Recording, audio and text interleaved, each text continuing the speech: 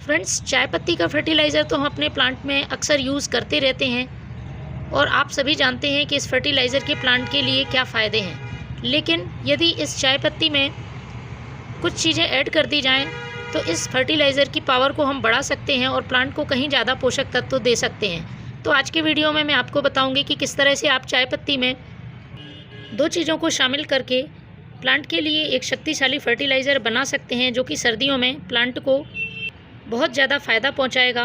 Plant की यदि growth रुकी हुई है तो इस फर्टिलाइज़र से रुकी हुई ग्रोथ फिर से होने लगेगी। यदि प्लांट में ग्रोथ रुक जाती है तो प्लांट में फूल आना भी बंद हो जाता है, तो प्लांट में अच्छे फूल आने लगेंगे और जो बड्स ड्रॉप प्रॉब्लम होती हैं वो भी नहीं होंगी। और जो दो चीज़ मैं मिलाऊंगी वो बिल्कुल से फ्री की चीज़ें हैं, आपको आसानी से घर में ही उपलब्ध हो जाएंगी।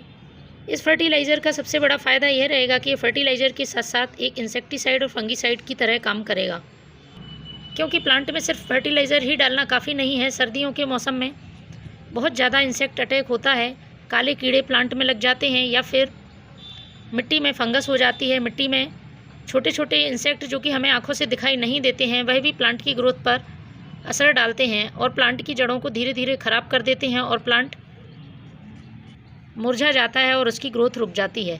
तो हमें फर्टिलाइज़र के साथ साथ कुछ ऐसी चीज़ें भी यूज़ करते रहना चाहिए जिससे कि प्लांट में इम्यूनिटी बढ़ सके और प्लांट इंसेक्ट और फंगस फ्री रहे।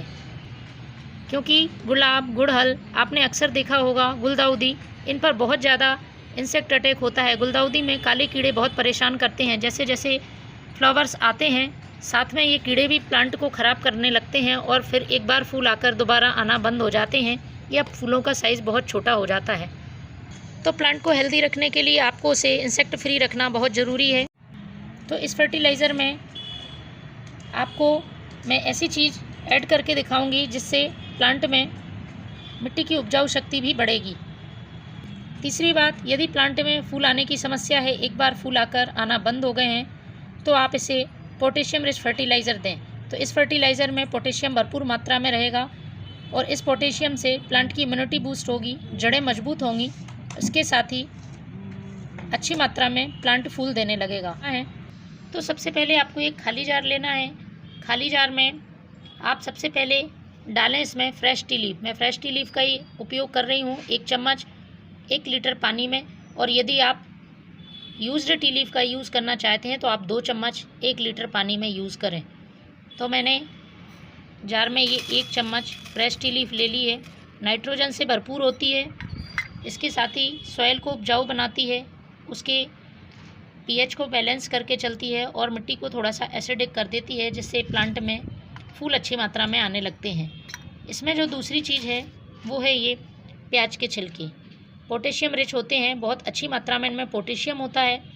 इसके साथ ही मैग्नीशियम, कैल्शियम, आयरन, जिंक और भी कई माइक्रो न्यूट्रिएंट्स और विटामिन से भरपूर ये प्याज के छिलके हमारे प्लांट में पोटेशियम की कमी को पूरा करते हैं।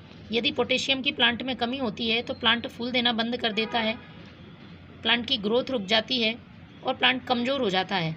इम्यूनिटी भी बहुत कम होती है प्लांट की यदि उसको अच्छी मात्रा में पोटेशियम नहीं दिया जाए।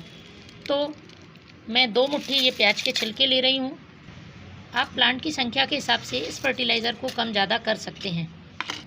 तो ये दोनों चीज़ें पोषक तत्वों से भरपूर हैं, लेकिन हमारे प्लांट को फर्टिलाइज़र के साथ साथ कुछ ऐसी चीज़ें भी हमें देते रहना चाहिए जिससे कि प्लांट में इंसेक्ट ना रहें और प्लांट स्वस्थ रहे। तो उसके लिए मैं इस्तेमाल कर रही हूँ ये लकड़ी की राख। वुड ऐश के बारे में तो आपने सुना होगा, पोटेशियम से भरपूर होती है, कैल्शियम भी इसमें अच्छी मात्रा में होता है। इसके साथ ही और भी न्यूट्रिएंट्स, फास्फोरस, मैग्नीशियम, आयरन और कई माइक्रो न्यूट्रिएंट्स होते हैं। सबसे बड़ी बात ये होती है कि ये मिट्टी में किसी तरह के इंसेक्ट हों तो उनको ख़त्म करती है। और यदि आपके प्लांट की पत्तियों में या ब्रांचेस पर काले कीड़े लगे हैं तो आप इसको छिड़काव करके भी दूर कर सकते हैं। डायरेक्ट आप इस वुड ऐश का अपने प्लांट के ऊपर छिड़काव कर दें, प्लांट के कीड़े सभी हट जाएंगे। मैं इसे लिक्विड फॉर्म में यूज़ कर रही हूँ। तो आपको लेना है 1 चम्मच, 1 छोटा चम्मच वुड ऐश। इस बात का ध्यान रखें कि इसकी मात्रा ज़्यादा नहीं होनी चाहिए, एल्कलाइन नेचर की होती है, प्लांट की सॉइल का पीएच गड़बड़ कर सकती है। इसके बाद मैंने ये 1 लीटर पानी में तीनों चीज़ों को भिगा दिया है और इसको हमें 2 दिन के लिए रखना होगा। 2 दिन बाद हम इसका यूज़ करेंगे। 2 दिन बाद फ्रेंड्स कुछ इस तरह से आपको ये फर्टिलाइज़र मिलेगा। देखिए इसमें प्याज के छिलके अच्छी तरह से गल गए हैं और इसको यूज़ करने के पहले आपको अच्छी तरह से मिक्स कर लेना है, क्योंकि जो भी हमने राख डाली है वो नीचे बैठ जाती है, तो उसको मिक्स करना ज़रूरी है। चलिए इसको हम छानते हैं। तो फ्रेंड्स जितना हिस्सा फर्टिलाइज़र लेंगे उसका 2 हिस्सा आपको सादा पानी लेना है। ये 1 लीटर फर्टिलाइज़र है तो मैंने ये 2 लीटर सादा पानी लिया है। इसमें ही मैं इस फर्टिलाइज़र को छान लेती हूँ।